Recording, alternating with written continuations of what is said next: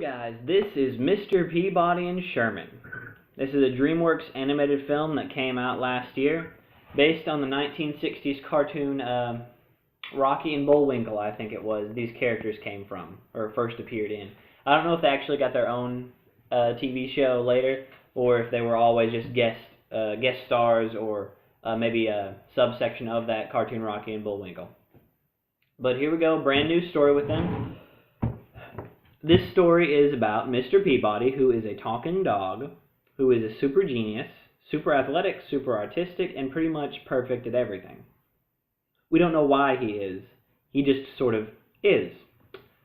Well, anyway, he has adopted this boy named Sherman, and they have a father-son relationship, as far as we can tell.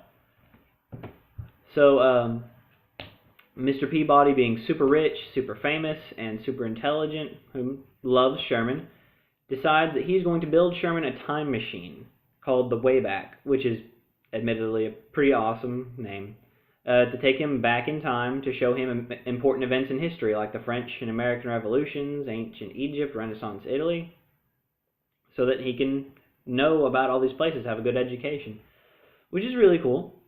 So we pick up our story with Mr. Peabody dropping off Sherman at the first day of school. Sherman actually has trouble fitting in because he is so smart from all of this teaching Mr. Peabody has bestowed on him, and just because of the fact that his dad, his adopted dad, is a dog. So naturally he gets picked on by this girl named Penny, and this scene was really difficult to watch where Penny picks on him because she's really mean. Like, ridiculously mean. Like, I believe he's 7, so he's probably like in the 3rd grade. And these kids are horrible to him in this scene. But anyway, past that, Mr. Peabody hears about that Sherman and Penny got into a fight. So he invites Penny and Penny's parents over for supper so they can reconcile. Sherman, in a desperate attempt to try to win Penny over, uses the Wayback, something that he has been told never to do with anybody but Mr. Peabody, and he takes Penny back to ancient Egypt and loses her there. So chaos ensues as Mr. Peabody and Sherman race back in time to save Penny from ancient Egypt. Then they have to get back to the present, even though their power's running out, so they run into the Greek and Trojan War, Renaissance Italy, French Revolution, so on and so forth. All these really crazy events and places, and they meet all these historical figures. And it's kind of fun, but not really. I mean, first of all, Mr. Peabody himself as a character is way, way too perfect. At no point do you feel that there's any jeopardy. One of the first places they go is to the French Revolution, and at no point is Mr. Peabody seen to panic. It's all Sherman panicking. Mr. Peabody is, like you can see in his head, he's like super calculating. He's like Sherlock Holmes, where he's like, okay, well, I'm going to jump down here, and then I'm going to roll away, and then I'm going to do a somersault over this, and he gets away fine. He's super perfect, and there's no jeopardy. You never feel for a second that anything might go wrong, which is really safe, but also if you're more than just a really little kid, it gets really boring really fast. The jokes are here and there. They're like, whatever. Occasionally one of them make you laugh out loud, like really hard. But that's mostly because the rest of the jokes are so bleh that when a good one comes, you're like, thank you. It's like they're starving you, and then they'll give you a sandwich. And the sandwich isn't great. It's just you're so hungry that you'll take anything. This movie was actually kind of disappointing to me because I had started to really like DreamWorks.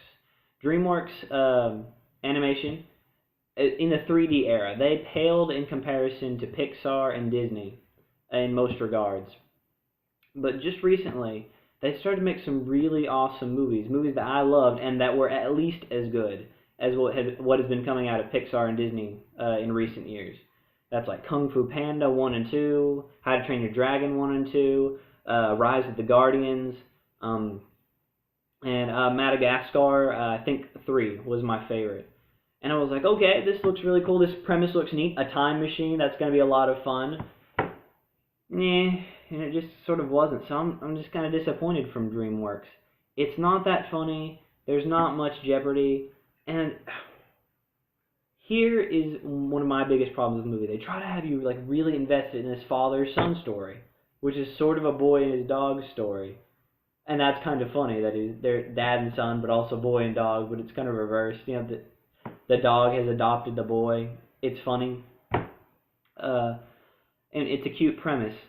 But here's a really big one critical problem. Sherman doesn't call him Dad. He calls him Mr. Peabody. And they never give a reason for this. In a flashback, you see that Mr. Peabody told Sherman to call him Mr. Peabody. Don't call him Dad. But he doesn't treat him like anything other than a son. And Sherman doesn't act to Mr. Peabody like anything other than a father-son relationship. So why doesn't he call him Dad? It takes it really far away. You feel like Mr. Peabody doesn't love him as much as he should because he doesn't want to be called Dad. And there's not even like an emotional subplot about Mr. Peabody having like commitment issues or something like that, where there'd be a reason for him to not want to be called Dad. He just doesn't get called Dad. So he's like, okay, Mr. Peabody, okay, sure, Mr. Peabody. It feels like a teacher-student relationship. And so when it's like trying to hit you hard emotionally, like, oh, don't they love each other so much? I mean, I guess so. You don't really feel it though. So that's a big problem with the movie. It doesn't grab you emotionally nearly as well as something like Train Your Dragon or even Madagascar 3 or Rise of the Guardians did. The emotion's just not there. The jokes are not there very often. I mean, occasionally you're like, oh, that's kind of sweet. Oh, that's cute. Oh, that moment was funny. But they're few and far between. And the girl Penny is the third character. She is horrible. Like, it was ridiculously mean, this bullying scene. And then they go back and save her, and you don't feel like you want them to save her. There's no moment where you think there's more to her character than her just being terrible.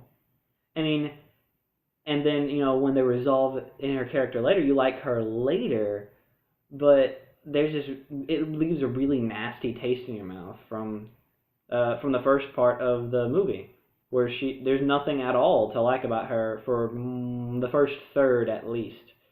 And that's really bothering when she's on screen almost as much as these other two characters. None of the side characters were really substantial. When you meet Penny's parents, I thought the dad was going to be really a pretty interesting character, because he thought that Sherman egged Penny on, and he's got this moment where it's supposed to be funny, but it's not, where he starts talking to Mr. Peabody, and he's like, there's nothing I won't do for, and then he gets a phone call, and he just starts talking, walks away, and you're just like, okay. I mean, I thought this character was going to be interesting. I thought he really loved his daughter, and we might have a conflict from two parents who really love their children or were misunderstanding. But instead we get some character who's just there for no other reason than a weak joke. And you don't care about him. You don't care about Agamemnon and Troy. You don't care about Tutankhamun and Egypt. I mean, they're there. They're kind of funny sometimes. Leonardo da Vinci was pretty good. He was the best one. He's the one that actually teaches a little bit of a lesson, gets a little bit of emotion, gets a few laughs. But besides him, there's a lot of historical figures in here, and none of them seem like, none of them grab you at all. None of them are good characters. They're just there to be like, oh look, there's Albert Einstein. Oh look, there's George Washington. Are they doing anything? No. But isn't it cool? Kind of. You can look up a picture of them online and have the same effect. Okay, so I started to feel like this movie, okay, it's not trying to hit you really hard emotionally. It's not trying to make you laugh so much. It's trying to teach you about history. Because for the first couple of scenes in the French Revolution in ancient Egypt, it's like really accurate. They're like talking really accurately about, I mean, like what you see, the visual gags aren't accurate, but the way Mr. Peabody is talking about it, it's like he's teaching. So I feel like, oh, okay, so this is just kind of trying to get kids to be like, hey, look how interesting history can be, and here's a fun little story that's really of no consequence to teach you about ancient Egypt and ancient Greece.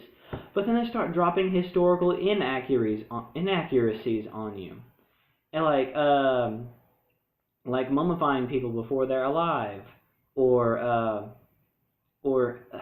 I mean, I can't even talk about it. Some of these are so bad. The one that really got me, though, the one that comes to mind, is when they made Odysseus, the mastermind behind the Trojan horse and one of the smartest men in the Trojan War. They made him an idiot for no reason. They just call this blundering doofus by the name Odysseus, and he doesn't even do anything. But there's a lot of little bitty things like that throughout. They're like, okay, well, you're not funny, you're not heartwarming, and now you're not even historically accurate anymore. You're not, like, you don't feel like they're even trying to teach kids anymore. You just feel like they're throwing things on the screen. Which, this movie's really pretty. I feel like the best way to describe the way this movie feels is like one of those rides where it's like a simulator, like Star Tours at Disney World, where you're inside a vehicle and you see this massive screen, and it's like taking you, you're flying through Tatooine or you're flying through the Death Star. That's what this felt like. It felt like you're flying through ancient Egypt, and like, oh look, there's Tutankhamun, or there's the pyramid. It's just supposed to be kind of cool that you're there, but it does not work in the context of a movie. It gets boring when it goes on for too long, and you're trying to grasp for a story, and there just isn't one. So mostly this movie just felt like a waste of time. It was only an hour and a half, but that hour and a half was maybe about 30 minutes of that was well spent. It was sort of funny sometimes, sort of heartwarming sometimes, and sort of neat to see sometimes. This movie gets a 2 out of 10 from me.